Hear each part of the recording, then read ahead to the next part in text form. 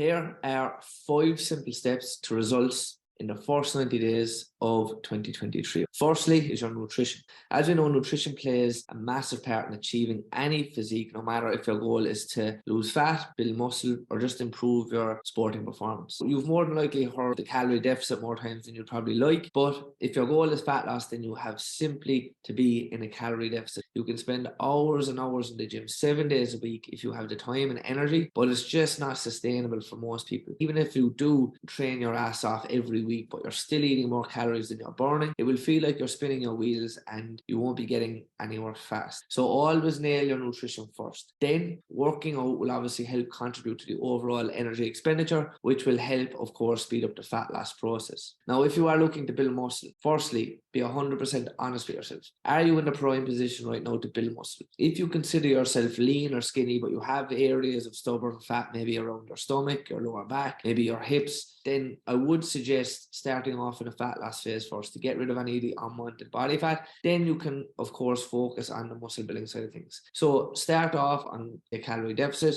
and then you can use something like MyFitnessPal to, do this and make sure you're continuing to stay in that deficit. Now, this doesn't mean that you can't strength train while you're in a fat loss phase. I'd still obviously recommend weightlifting when in a fat loss phase, as you will get the most benefit from this, and you actually will still be able to build some muscle along the way. Then when you are going into a gaining phase, you can start to increase your calories slightly over, we'll say, the coming weeks after going through the fat loss phase, by gradually maybe increasing your calories on a bi-weekly basis, or according to the feedback you get from the scales or your progress photos. By doing this, then it will minimize fat gain as long as you're putting the increase in food to good use in the gym. But the key is you need to be progressively overloading in the gym. If you aren't pushing yourself hard in the gym, then the extra food could possibly end up getting stored as fat, and of course you do not want that. So step number 2 would be your energy expenditure, your NEAT, your daily steps, right? This is the easiest thing that you can do to help progress towards your goals. And often it can be overlooked because people might think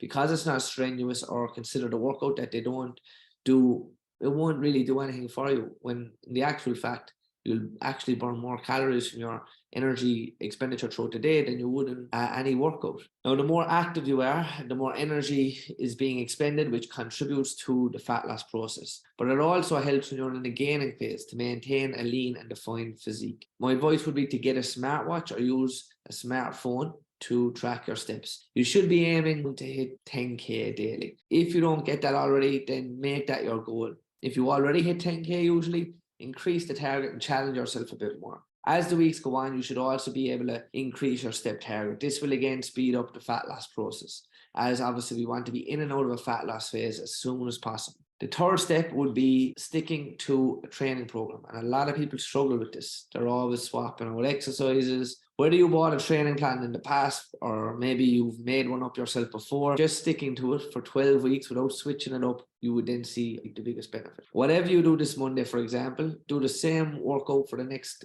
12 Mondays. Whatever you do on the Tuesday, do the same for the next 12 Tuesdays, and so on. Write down the weights you're lifting in a notebook or on the notes section on your phone. Then each week, try and do better than you did the previous week.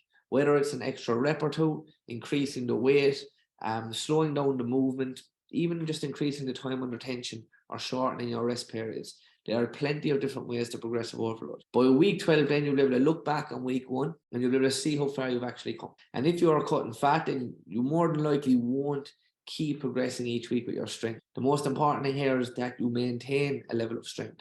If you are in a gaining phase and eating in a surplus, then you should be aiming to do better every single week, even if it's by a rep. Step number 4 would be sleep, often overlooked by most people. Now, don't just get 6 to 8 hours of sleep, but get 6 to 8 hours of good quality sleep. This doesn't only help with your fitness and physique goals, but it also massively improves your mood and your energy levels. When you don't get enough sleep, or good quality sleep for that matter, your day is already off to a bad start. You're tired, your mood will be low, and this carries over into your work, how you show up around people, and you might not be the happiest, most fun or nicest person to be around. Your motivation to do anything is low, and you just probably do the bare minimum to get through the day. And this affects your fitness and physique goals as well, because you won't want to work out or go for a walk. Even if you do drag yourself to the gym, the energy, isn't there to put into the workout. It won't be sufficient enough for you to actually make progress. And when you're tired, you will be looking maybe for a sugar rush, to get yourself through the midday slump that most people go through when they're not fueling themselves correctly. You might reach for some biscuits or chocolates, usually high in sugar and processed foods, just to get through the next few hours. Then after work, you come home,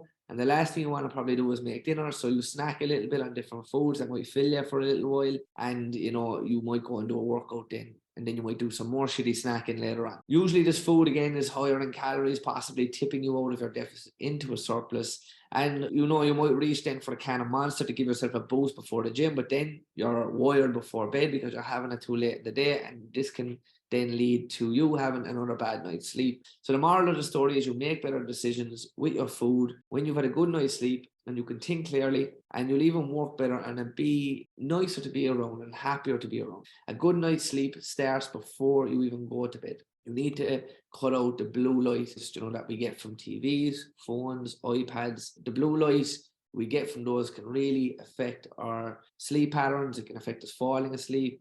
Our brain is more wired. So either cutting that out like an hour before bed, or getting something like blue light blocking glasses. Also getting at least 6 hours minimum, I would say. Obviously up as much as 8 hours would be ideal, but everyone is in a different situation, of course. Another tip would be to make sure your room is pitch dark. Maybe read a book to unwind before going to bed instead, rather than watching TV or on your phone, and it will help you relax and switch off. The fifth step is just to be consistent. All these steps are doable for anyone and everyone. No one said you have to be perfect, but you do need to be consistent if you do want to see these results. If you fall off track and miss a few days, in the gym, or you stop counting your calories, it's no big deal. Don't throw in the towel and give up, because you might have went out on a Saturday, you're hungover and didn't do a tap on the Sunday, and then, you might struggle to get back into it Monday, and then it's Tuesday, and you're saying, what's the point? Get rid of that all or nothing approach. Just because you didn't get your steps in doesn't mean you shouldn't even bother to work out or count your calories or aim for a good night's sleep. Like I said, you don't have to be perfect and get every single thing done every single day.